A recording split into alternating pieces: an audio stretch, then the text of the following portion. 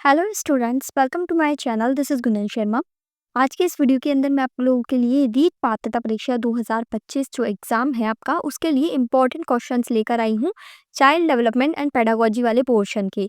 अब यहाँ पर इस वीडियो के अंदर मैं आपको जो क्वेश्चंस करवाने वाली हूँ, प्रैक्टिस क्वेश्चंस, वो मैंने लिए हैं प्रीवियस ईयर के रीट परीक्षा के आए हुए जितने भी क्वेश्चंस हैं वो पूरे आपको इस वीडियो के अंदर मिलेंगे।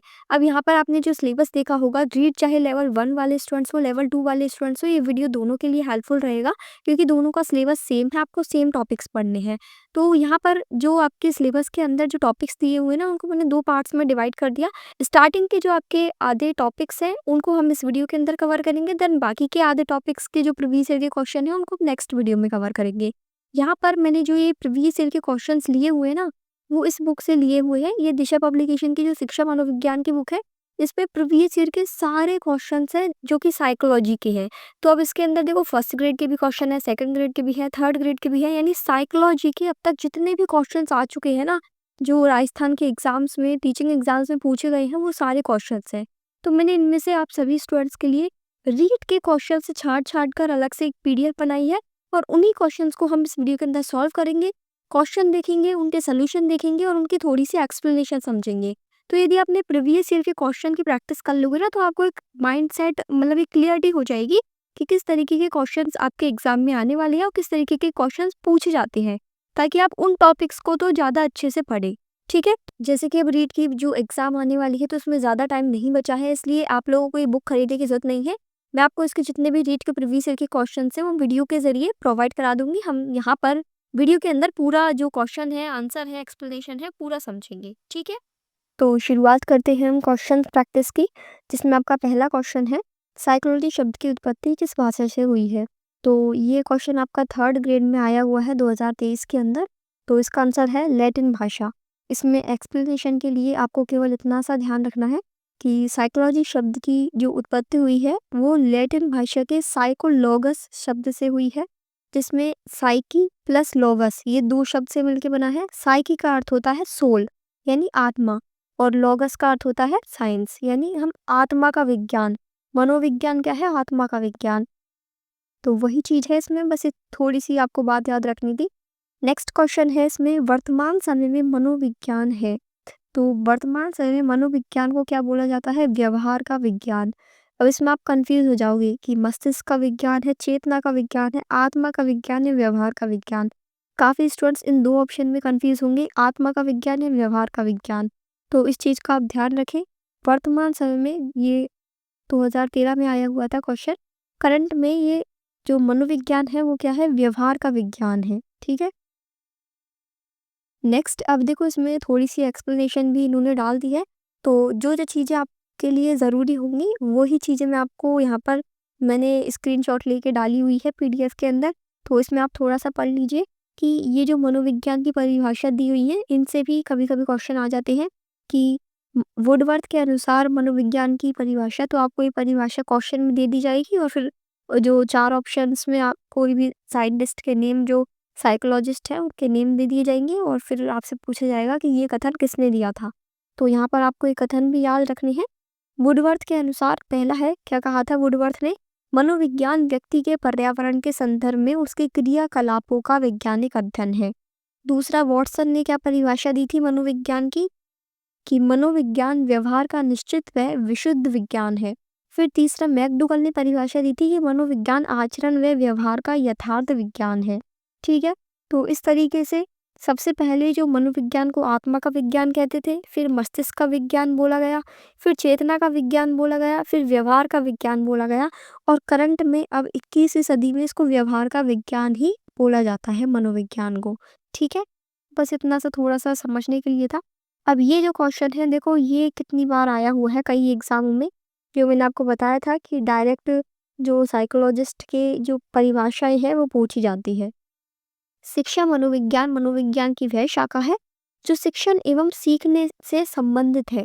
Educational psychology is that branch of psychology which deal with teaching and learning. तो आपको केवल इतना सा इसमें वर्ड याद रख लेना है कि शिक्षण एवं सीखने से संबंधित किसने कहा था? तो ये कथन दिया था स्किनर ने। ठीक है, नेक्स्ट क्वेश्चन है इसमें, छात्र के असामान्य व्यवहारों के अध्ययन के लिए निम्नलिखित में से किस प्रणाली का प्रयोग सही है? अब कोई भी बच्चा असामान्य व्यवहार करता है तो उसका हम पता कैसे लगाएंगे? तो उसका सही आंसर है व्यक्ति इतिहास प्रणाली का। हम उस व्यक्ति के हिस्ट्री के बारे में जानेंगे कि ये बच्चा कहाँ से है, उसके परिवार वाले कैसे हैं। तो जब हम उसके इतिहास के बारे में जानेंगे तब भी हम पता लगा पाएंगे कि वो असामान्य व्यवहार क्यों कर रहा है। ठीक है। नेक्स्ट क्वेश्चन है, निम्न में से कौन सा एक वाद शिक्षा मनोविज्ञान नियम पर आधारित है? तो शिक्षा मनोविज्ञान नियम पर कौन सा वाद आधारित है? प्रकृतिवाद। नाउ नेक्स्ट क्वेश्चन है, शिक्षा मनोविज्ञान में किस स्तर के मापन का न्यूनतम प्रयोग किया जाता है? तो आपके पास ये चारों ऑप्शन दिए हुए हैं, इसका आंसर है आनुपातिक मापनी। आनुपातिक मापनी का हम न्यूनतम प्रयोग करते हैं। नेक्स्ट क्वेश्चन है कि कौन सी छात्र केंद्रित विधि नहीं है? तो ये जो व्याख्यान विधि है ये कौन सी है? टीचर सेंटर्ड, यानी व्याख्यान में बस टीचर टीचर बोलता रहता है, तो ये स्टूडेंट सेंटर्ड नहीं है। बाकी की जो ये है प्रायोजना विधि, समस्या समाधान विधि, ये कैसी है? स्टूडेंट सेंटर्ड है, छात्र केंद्रित है। तो इसका आंसर हो जाएगा 1, व्याख्यान विधि छात्र केंद्रित विधि नहीं है। नेक्स्ट क्वेश्चन हम देखें इसमें, जिस विधि में अध्यापक सक्रिय व बालक निष्क्रिय रहता है, तो वह मतलब टीचर ही बोलता रहेगा और स्टूडेंट्स का काम बस चुपचाप सुनने का रहेगा, तो वो कौन सा रहेगा? कहानी कथन वाला। तो ये आंसर हो जाएगा इसका। नेक्स्ट क्वेश्चन है इसमें, निम्नलिखित में से कौन सा उद्देश्य शिक्षा के सामाजिक उद्देश्यों के अंतर्गत नहीं आता? तो सामाजिक कौशलों का विकास ये शिक्षा का उद्देश्य है। नागरिकता की शिक्षा ये भी शिक्षा का उद्देश्य है। समूह में समायोजन की क्षमता का विकास ये भी शिक्षा से होता है। चौथा ऑप्शन इसमें गलत है क्योंकि ये संगीत अभिक्षमता का विकास ये शिक्षा से नहीं होता, ये अलग से जो संगीत शिक्षा होती है उसके जरिए दिया जाता है। ठीक है। फिर नेक्स्ट आगे बढ़े इसमें, जॉन डीवी ने कहा है, तो ये जॉन डीवी के कथन है, जैसे डायरेक्ट आपको याद रखना है, विद्यालय एक विशिष्ट वातावरण है। ठीक है। फिर नेक्स्ट है, शिक्षा मनोविज्ञान सहायक है। तो शिक्षा मनोविज्ञान किन चीज़ों के अंदर सहायक है? संपूर्ण शैक्षिक प्रक्रिया के अंदर। नेक्स्ट क्वेश्चन है, आधुनिक शिक्षा मनोविज्ञान का अनुप्रयोग आधारित है। तो किस पर आधारित है? व्यक्तिगत विभिन्नताओं पर। जो अपनी साइकोलॉजी है, मनोविज्ञान है, वो इंडिविजुअल के लिए अलग अलग रहती है, यानी व्यक्तिगत विभिन्नताओं पर ये आधारित है। नेक्स्ट क्वेश्चन है, निम्नलिखित में से कौन सा शिक्षा अभिकरण नहीं है? तो घर से बच्चा सीखता है, विद्यालय से बच्चा सीखता है, मीडिया से सीखता है, लेकिन संसद उसका अभिकरण नहीं है। संसद तो नेताओं के लिए है। ठीक है। लास्ट क्वेश्चन है इसमें, शैक्षिक अवधारणा का सर्वाधिक उचित अर्थ है।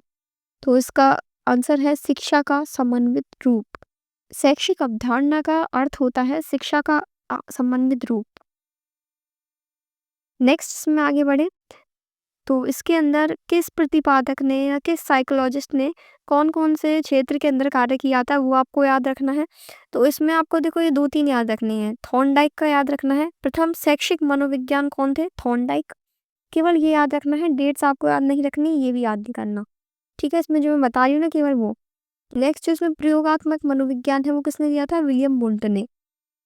फिर विकासात्मक मनोविज्ञान किसने दिया था? जीन पियाजे ने। मनोविश्लेषणात्मक सिद्धांत किसने दिया था? सिगमंड फ्राइड ने। विश्लेषणात्मक सिद्धांत किसने दिया था? कार्ल युंग ने। और व्यवहार का विज्ञान किसने दिया था? तो ये हो गया जेवी वॉटसन ने।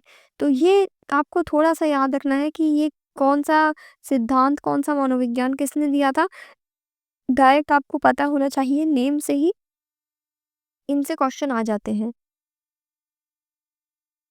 नेक्स्ट इसमें आगे बढ़े, तो यहाँ पर ये शिक्षा मनोविज्ञान की विधियाँ हैं कि किसने कौन सा विधि दी थी। यहाँ पर एक तो टेट वाला इम्पोर्टेंट है, ये काफ़ी बार आया हुआ है। जो प्रासंगिक अंतर्बोध परीक्षण है ये किसने दिया था? मॉर्गन एवं हेनरी मुर्रे ने। नेक्स्ट है प्रश्नावली विधि, किसने दी थी? वुडवर्थ ने। फिर इसके बाद आपको एक ये वाला देखना है, प्रयोगात्मक विधि किसने दी थी? विलियम वुंट ने। ये 3 आपको याद रखने हैं इसमें से, बाकी से आपको याद करने की ज़रूरत नहीं है। नेक्स्ट इसमें आगे बढ़े, तो नेक्स्ट फिर है इसमें शैक्षिक मनोविज्ञान के संप्रदाय। तो संप्रदाय यानी मतलब किस किसने कौन कौन सी थ्योरी दी थी। तो संरचनावादी संप्रदाय कौन थे? William Wundt.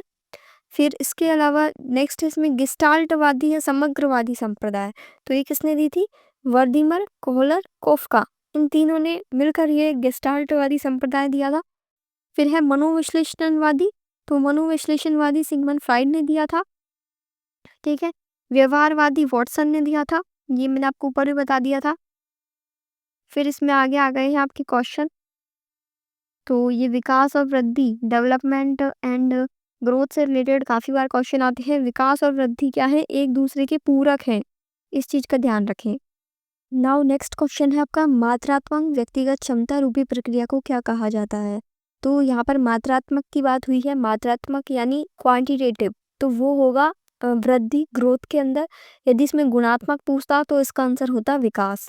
ठीक है, नेक्स्ट क्वेश्चन है, परिपक्वता की विशेषता क्या है। तो परिपक्वता यानी मैच्योरिटी, ये वैसे तो क्वेश्चन फर्स्ट ग्रेड के अंदर है, तो आपके काम का नहीं है रीड का, तो आप इसे छोड़ भी सकते हैं। नेक्स्ट इसमें क्वेश्चन देखें, ये खाली स्थान है आगे, तब होता या होती है जब परिपक्वता और अनुभव के कारण मनुष्य में क्रमबद्ध और प्रगतिशील परिवर्तन होते हैं। तो इसका आंसर है विकास। विकास एक तरीके से परिपक्वता और अनुभव के कारण जो मनुष्य के अंदर चेंजेस होते हैं उन्हीं को ही क्या बोलते हैं, विकास। ठीक है, अब यहाँ पर वृद्धि और विकास में ये अंतर दिए हुए ना, इनको पढ़ लेना, इसीलिए मैंने ये इसमें डाला हुआ है, क्योंकि यहाँ से क्वेश्चंस आते हैं। वृद्धि और विकास में क्या अंतर है, क्या क्या इनके पॉइंट्स हैं, इन पॉइंट्स से डायरेक्ट क्वेश्चंस बनते हैं रीट एग्जाम के अंदर, तो इनको पढ़ लेते हैं हम एक एक करके। वृद्धि क्या है, सीमित है, मूर्त एवं भौतिक होती है, यानी वृद्धि लिमिटेड है, कि मतलब ग्रोथ इंसान की होती है, जो ह्यूमन की जो ग्रोथ बढ़ती है ना, तो वो एक फिक्स टाइम लिमिट तक ही रहती है, उसके बाद ग्रोथ रुक जाती है, लेकिन डेवलपमेंट हमेशा चलता रहता है। असीमित है, अमूर्त एवं मनोवैज्ञानिक होता है। ठीक है, फिर वृद्धि का सेकंड पॉइंट है, वृद्धि निश्चित होती है और इसे मापा जा सकता है, जबकि विकास अनिश्चित होता है और इसे मापा नहीं जा सकता। वृद्धि सिर्फ शारीरिक पहलू की होती है, यानी जो हमारी बॉडी की ग्रोथ होती है ना, वही ग्रोथ है, जबकि डेवलपमेंट हमारे सब चीज़ का होता है, सभी पहलुओं का होता है, चाहे फिजिकल डेवलपमेंट हो, मेंटल डेवलपमेंट हो, इमोशनल डेवलपमेंट हो। नेक्स्ट पॉइंट है, वृद्धि दिखाई देती है अर्थात बाहरी रूप होता है, जबकि विकास दिखाई नहीं देता अर्थात आंतरिक होता है। नेक्स्ट है, वृद्धि का मापन मात्रात्मक होता है, विकास का मूल्यांकन जो मात्रात्मक और गुणात्मक दोनों होता है। फिर वृद्धि होती है रेखीय और विकास होता है स्पाइरल, यानी वृद्धि तो एक सीधी दिशा में जाती है, जबकि विकास आपका इस तरीके से होता है, इसको बोलते हैं स्पाइरल, वर्तुलाकार। वृद्धि अचेतन मन के परिणाम स्वरूप होती है, जबकि विकास चेतन मन के परिणाम स्वरूप होता है। ठीक है, यहाँ पर वृद्धि के कुछ उदाहरण भी दिए हुए हैं, जो कि हमारे जो फिजिकल ग्रोथ होती है उसी से रिलेटेड है, और यहाँ पर विकास के उदाहरण दिए हुए हैं, जैसे शिक्षा, आध्यात्मिकता, नैतिकता, चरित्र, सामाजिक, मानसिकता, ये सब क्या है, विकास के अंदर आते हैं। आगे बढ़े इसमें, यहाँ पर ये मानव विकास के सिद्धांत दिए हैं, तो ये पॉइंट्स आते हैं कि मानव विकास के कौन कौन से सिद्धांत हैं, उनमें से ऑप्शन में से आप सेलेक्ट कर लीजिए। तो आपको ये डायरेक्ट याद करने हैं कि विकास की दिशा का सिद्धांत, principle of development direction, principle of developmental sequence, यानी विकास क्रमबद्धता का सिद्धांत, यानी विकास एक मतलब सीक्वेंस में होता है, पहले ये होगा उसके बाद ये होगा, इस तरीके से। फिर नेक्स्ट है, rate of growth and development is not uniform, यानी वृद्धि व विकास की गति एवं दर एक सी नहीं रहती, ग्रोथ की रेट अलग रहती है, डेवलपमेंट की रेट अलग रहती है। नेक्स्ट है, principle of mutual inter relation, growth और डेवलपमेंट में एक परस्पर संबंध है। नेक्स्ट है इसमें प्रिंसिपल ऑफ डेवलपमेंट प्रेडिक्शन, यानी विकास की भविष्यवाणी का सिद्धांत। नेक्स्ट है प्रिंसिपल ऑफ कंटिन्यूअस डेवलपमेंट, निरंतर विकास का सिद्धांत। नेक्स्ट है principle of interaction of maturation and learning, यानी परिपक्वता और अधिगम की अंतःक्रिया का सिद्धांत। मैच्योरिटी और लर्निंग दोनों का क्या होगा, गुणनफल होगा इसमें। नेक्स्ट है प्रिंसिपल ऑफ इंटीग्रेशन। नेक्स्ट है development is spiral not linear, यानी विकास लंबवत न होकर कैसा होता है, वर्तुलाकार होता है। नेक्स्ट है प्रिंसिपल ऑफ इंडिविजुअल वेरिएशन, यानी व्यक्तिगत विभिन्नता का सिद्धांत, हर इंसान का जो विकास होता है वो अलग अलग होता है। नेक्स्ट है समान प्रतिमान का सिद्धांत, यानी प्रिंसिपल ऑफ बैगेज पैटर्न, यानी हर इंसान का डेवलपमेंट होता तो अलग अलग तरीके से है, लेकिन उसका जो पैटर्न है ना वो सेम रहेगा, समान प्रतिमान, यानी जो जैसे डेवलपमेंट होता है, पहले बच्चा रहता है, फिर वो स्कूल जाने लगता है, फिर वो किशोरावस्था में जाता है, तो इस तरीके से जो डेवलपमेंट की स्टेजेस हैं, जो पैटर्न है, वो तो सेम ही रहेगा। ठीक है, वही चीज़ है। नेक्स्ट है सामान्य से विशिष्ट क्रियाओं का सिद्धांत, development proceeds from general to specific. Next है वंशानुक्रम में वातावरण की अंतःक्रिया का सिद्धांत, principle of inheritance and interaction of environment. फिर है next principle of fast development in early years, यानी प्रारंभिक वर्षों में तेज विकास होता है। जब बच्चा छोटा होता है तो उसका डेवलपमेंट जल्दी होता है, फिर वो एक स्टेज पे पहुंच जाता है, उसके बाद तो उसका डेवलपमेंट बहुत ही स्लो होता है। तो वही चीज़ है। नेक्स्ट है principle of cumulative and recapitulate, यानी संचय और पुनरावृत्ति का सिद्धांत। नेक्स्ट है विकास सांस्कृतिक परिवर्तनों से प्रभावित होता है, यानी हमारी जो भी डाइवर्सिटी है, हम कहाँ के कल्चर में हैं, तो उस पर हमारा डेवलपमेंट मतलब अफेक्ट करता है। नेक्स्ट है विकास की आरंभिक बुनियाद महत्वपूर्ण है, the initial foundation of development is important. तो इसी पर ही क्वेश्चन भी आया हुआ है कि कौन सा सूत्र सही है। तो यहाँ पर बताया था कि विकास क्या है, परिपक्वता और अधिगम का गुणनफल है, यानी maturity into learning equal to development. Next इसमें क्वेश्चन है विकास के नियम के रूप में कौन सा कथन सत्य नहीं है। इस चीज का ध्यान रखें, वहां पर नहीं तो नहीं दिया है कहीं क्वेश्चन में, तो उस मतलब ध्यान से क्वेश्चन पढ़े। तो पहला है इसमें विकास के लिए प्रत्येक अवस्था समान रूप से महत्वपूर्ण है। नेक्स्ट है विकास परिपक्वता तथा सीखने का परिणाम है, ये सही है। विकास में व्यक्तिगत विभिन्नताएं होती है, ये भी सही है। विकास के प्रारूप पूर्वानुमेय होते हैं, यानी प्रेडिक्टेबल होते हैं, तो वो भी हमने देखा था पॉइंट। ये तीनों पॉइंट सही है, पहला क्वेश्चन गलत, पहला जो पॉइंट है वो गलत है। विकास के लिए प्रत्येक अवस्था समान रूप से नहीं होती, हर अवस्था में विकास अलग अलग मतलब अलग अलग रेट से होता है, उनकी दरें अलग अलग होती हैं, इस वजह से फर्स्ट पॉइंट आपका गलत है। नेक्स्ट है निम्न में से कौन सा कथन विकास के बारे में सत्य नहीं है। तो यहाँ पर विकास अंतःक्रिया का फल है, सही है। विकास एक व्यवस्थित श्रृंखला का अनुगामी है, ये भी सही है। विकास एक व्यक्तिगत प्रक्रिया है, चौथा है इसमें विकास विशिष्ट से सामान्य की ओर होता है, तो ये चीज गलत हो गई जब, क्योंकि ये सामान्य से विशिष्ट की ओर जाता है। ठीक है, यहाँ पर इसकी एक्सप्लेनेशन लिखी हुई है, तो इसमें वही है कि सामान्य से विशिष्ट की ओर जो आपका डेवलपमेंट है वो होता है। नेक्स्ट इसमें विकास से मतलब ये फिलअप है, यहाँ पर दो खाली स्थान है, तो विकास किससे किसकी ओर बढ़ता है, सामान्य से विशिष्ट की ओर। फिर नेक्स्ट इसमें क्वेश्चन है विकास कभी नहीं समाप्त होने वाली प्रक्रिया है, ये कथन विकास के किस सिद्धांत से संबंधित है। यानी विकास कभी समाप्त नहीं होता, विकास हमेशा चलता रहता है, तो ये है निरंतरता का सिद्धांत। हर इंसान का विकास होता रहता है, चाहे वो मेंटली हो, फिजिकली हो, इमोशनली हो। ठीक है, नेक्स्ट इसमें ये कुछ थ्योरी दी हुई है कि प्रिंसिपल ऑफ डेवलपमेंट डायरेक्शन, यानी विकास की दिशा का सिद्धांत। तो इसमें दो पॉइंट आपको याद रखने हैं, एक तो है कैफ्लोकॉडल यानी मस्तिष्क का धोमुखी, और दूसरी है प्रॉक्सिमोडिस्टल यानी निकट दूर।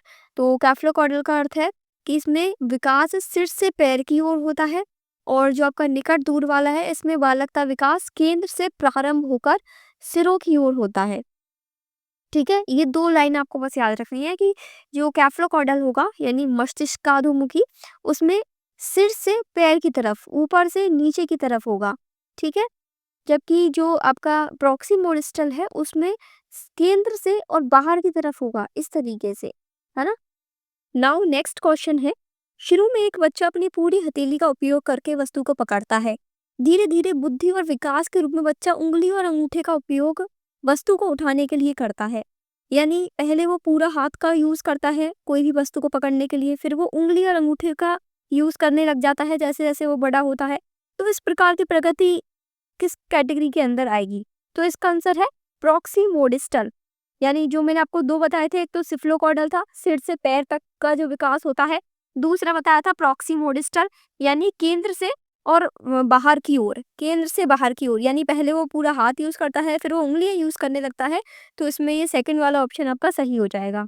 ठीक है, नेक्स्ट क्वेश्चन है, यहाँ पर ये है आपका जो मैच द कॉलम है वो है इसमें, इसके अंदर देखो पहला क्या है, सिद्धांत का नेम है, दूसरी तरफ है सिद्धांत का वर्णन, यानी किस सिद्धांत के अंदर कौन सी चीजें बताई गई है।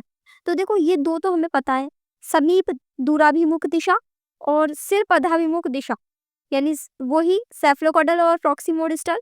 तो समीप दूराभिमुख दिशा में क्या होगा, जो फर्स्ट यानी समीप से दूर की ओर, यानी केंद्र से बाहर की ओर। तो इसमें आपका ये फोर्थ वाला ऑप्शन हो जाएगा। तो इसमें दूसरा वाला हो जाएगा शरीर के केंद्र से बाहर की ओर वृद्धि। फिर सेकंड इसमें है सिर पदाभिमुख, यानी सिर से पैर। तो डायरेक्ट इसमें मतलब इसको पढ़ते ही आपको समझ में आ रहा है सिर पदाभिमुख यानी सिर से पैर। फिर इसमें तीसरा ऑप्शन है अंतर्वैयक्तिक और चौथा है अंतरावैयक्तिक। अंतर्वैयक्तिक यानी इंटर और अंतरावैयक्तिक यानी इंट्रा। तो इसमें ध्यान रखें कि जब अंतर्वैयक्तिक की बात कर रहा है तो अंतर्वैयक्तिक का मतलब होता है अलग अलग लोगों के बारे में। तो इसका डायरेक्ट आंसर हो जाएगा विभिन्न बच्चे, यानी जब अलग अलग लोगों के बारे में बात कर रहा है तो इंटर आएगा, अंतर्वैयक्तिक विभिन्नताएं। और जब एक ही इंसान यानी एक अकेले पर्सन के बारे में बात हो रही है तब आता है इंट्रा, यानी अंतरावैयक्तिक भिन्नताएं। तो डी का ऑप्शन हो जाएगा 3, किसी एक बच्चे के विकास की दर। ठीक है, तो इस तरीके से आपको ये करना है। नेक्स्ट ये वाला क्वेश्चन सीटेट में आया हुआ है, निम्नलिखित में से कौन सा विकास का सिद्धांत नहीं है। तो ये हमें पता है कि विकास जीवन पर्यंत होता है, विकास परिवर्त्य होता है, विकास आनुवांशिकता पर्यावरण दोनों के द्वारा प्रभावित होता है। अब चौथा ऑप्शन है इसमें विकास सार्वभौमिक है, यानी यूनिवर्सल है तथा सांस्कृतिक संदर्भ इसे प्रभावित नहीं करते। जबकि जो हमारा कल्चर है उससे हमारा डेवलपमेंट, उससे हमारा विकास इफेक्ट करता है। इसलिए फोर्थ वाला ऑप्शन इसमें सही हो जाएगा क्योंकि इसमें नहीं का पूछा है। ठीक है, आगे बढ़े। नेक्स्ट ये है रीड 2012 का क्वेश्चन, निम्न में से कौन सा कथन विकास के संबंध में सही नहीं है। उसी तरह का क्वेश्चन है। तो यहाँ पर विकास प्रतिमानों की कुछ निश्चित विशेषताओं की भविष्यवाणी की जा सकती है, बिल्कुल सही है। विकास का उद्देश्य वंशानुगत संभाव्य क्षमता का विकास करना है। थर्ड है इसमें विकास के विभिन्न क्षेत्रों में संभाव्य खतरे नहीं होते हैं, जबकि ये गलत है, खतरे इसमें होते हैं। हर स्टेज के अपने अपने कुछ कुछ खतरे होते हैं। और चौथा है इसमें प्रारंभिक विकास बाद के विकास से अधिक महत्वपूर्ण है, ये भी बिल्कुल सही है क्योंकि बच्चे का जो इनिशियल डेवलपमेंट होता है वो बहुत इंपॉर्टेंट रहता है बजाय बाद के डेवलपमेंट के। नेक्स्ट फिर अब इसमें आ गया, देखो एरिक एरिक्सन ने जो अपने अवस्थाएं दी हैं, जो एरिक एरिक्सन एक साइकोलॉजिस्ट थे, तो उन्होंने 8 अवस्थाएं दी हुई हैं। ये 8 अवस्थाएं आपको याद होनी चाहिए, इसलिए मैंने यहाँ पर ये बुक के अंदर भी दिया हुआ था, इससे क्वेश्चन आते हैं डायरेक्ट, इसलिए इसका स्क्रीनशॉट यहाँ पे डाल दिया है। तो देखो इसमें पहली अवस्था है ट्रस्ट वर्सेस मिसट्रस्ट, यानी विश्वास बनाम अविश्वास। अब यदि आपको ये पूरी 8 अवस्था डिटेल में समझनी है तो आप यूट्यूब वीडियो से कोई भी एक यूट्यूब वीडियो सर्च करना कि एरिक एरिक्सन स्टेजेस, जो उन्होंने स्टेज दिए तो उसमें पूरी डिटेल में आपको समझा देंगे। फिलहाल जो आपको मेन इस एरिक एरिक्सन थ्योरी के अंदर जो याद करना है ना, वो ये चीज़ है जो आपके सामने लिखी हुई है। आपको इनके नेम याद होने चाहिए, यानी विश्वास बनाम अविश्वास, और किस उम्र के अंदर होता है ये, जन्म से 1 साल तक, और इसको किस स्टेज में होगा ये, शैशवकाल यानी इन्फेंसी। दूसरा है इसमें autonomy versus shame and doubt, और ये होगा 1 से 3 वर्ष तक, यानी पूर्व बाल्यकाल जो कि अर्ली चाइल्डहुड होता है उसके अंदर। तो यहाँ से जो आपका डायरेक्ट क्वेश्चन बनेगा एग्जाम के अंदर इन स्टेजेस के अंदर से, तो ये आपको डायरेक्ट याद होनी चाहिए। जैसे थर्ड है इसमें इनिशिएटिव वर्सेस गिल्ड, तो ये पहल बनाम दोष, ये किस उम्र के बालकों के अंदर होता है, तो ये होगा 3 से 5 वर्ष, और वो कौन सी अवस्था होगी, तो वो होगी प्री स्कूल एज। इस तरीके से क्वेश्चन आएगा। चौथा है इसमें परिश्रम बनाम हीनता, जो कि 6 से 12 वर्ष तक है स्कूल काल के लिए।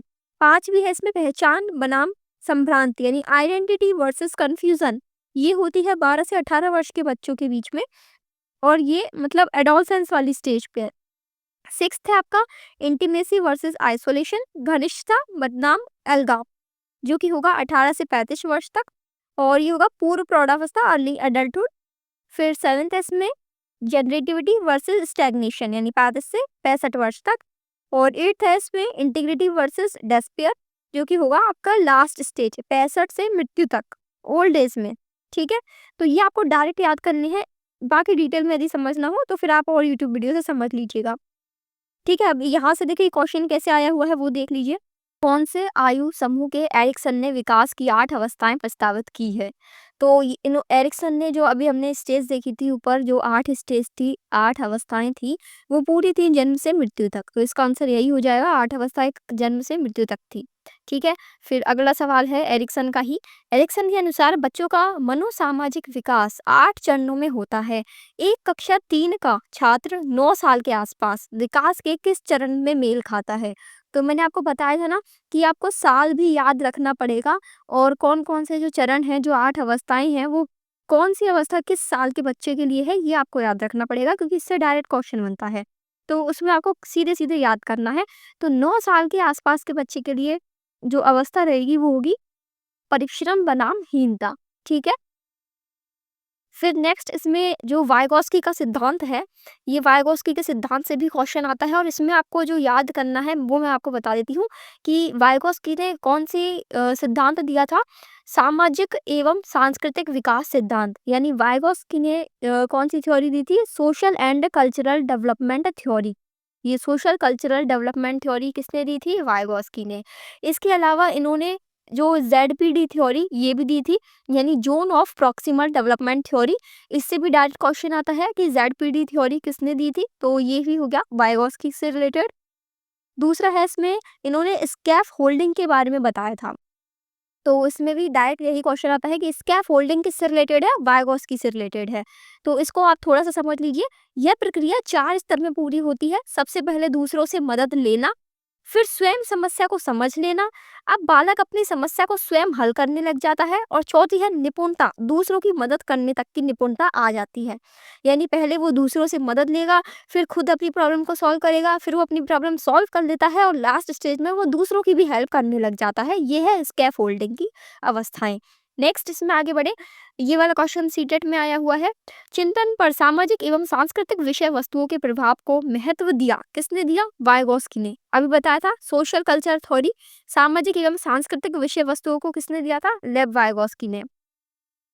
फिर अगला सवाल है, वाइगॉस्की के अनुसार बालक सीखते हैं। तो वाइगॉस्की के अनुसार बालक अपने इन्वायरमेंट से सीखते हैं, यानी सोशल कल्चरल थ्योरी है ना। तो यहाँ से आपको डायरेक्ट इसमें ऑप्शन मिल जाएगा, वयस्कों और समवयस्कों के साथ परस्पर क्रिया से।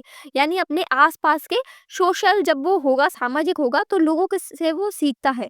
पहला इसमें है अनुकरण से, बिल्कुल गलत। परिपक्वता से, नहीं। जब पुनर्बलन प्रदान किया जाता है, बिल्कुल नहीं, क्योंकि इसमें वाइगॉस्की ने दी थी सोशल थ्योरी, यानी सामाजिकता से वो सीखता है, समाज के लोगों के साथ रहकर अपने आसपास के लोगों से वो सीखता है, इसलिए इसका आंसर फोर्थ वाला ही सही है। नेक्स्ट इसमें क्वेश्चन है, निम्न में से कौन सी शैशवावस्था की विशेषता नहीं है? तो यहाँ पर पहली है शारीरिक विकास में तीव्रता, बिल्कुल होती है, शैशवावस्था में सबसे ज्यादा विकास होता है। दूसरा है दूसरों पर निर्भरता, बिल्कुल छोटे बच्चे दूसरों पर ही निर्भर रहते हैं। तीसरा है मानसिक क्रियाओं में तीव्रता, छोटा बच्चा जल्दी सीखता है। फिर चौथा है नैतिकता की पूर्णता, ये इसमें ऑप्शन गलत होगा, यानी इसका आंसर फोर्थ वाला ही रहेगा, क्योंकि छोटे बच्चे के अंदर नैतिकता नहीं होती, वो ये नहीं देखता कि क्या सही है क्या गलत, जो उसे ठीक लगता है वही करता है। ठीक है, अगला सवाल है, इन्फेंसी को जन्म से 5 की आयु तक किसने माना? तो इसका डायरेक्ट आंसर आपको याद रखना है सिली। ठीक है, ये सिली साइकोलॉजिस्ट का नेम है। यहाँ से आपका नेक्स्ट पार्ट स्टार्ट हो गया है क्वेश्चंस का, जो कि हम अगले पार्ट के अंदर लेके आएंगे, बाल्यावस्था वाले क्वेश्चंस हैं इसके बाद। तो यहीं पर आज का ये वीडियो हम एंड कर रहे हैं। नेक्स्ट पार्ट इसके अलग अलग टॉपिक्स जो कि आपके सिलेबस में दिए हुए हैं उसके अकॉर्डिंग मैं लेकर आऊंगी, ठीक है, उसी बुक के क्वेश्चंस का। यदि आपको ये वीडियो हेल्पफुल लगी हो तो इसे लाइक करें एंड ज़्यादा से ज़्यादा स्टूडेंट्स तक शेयर करें। Thank you for watching this.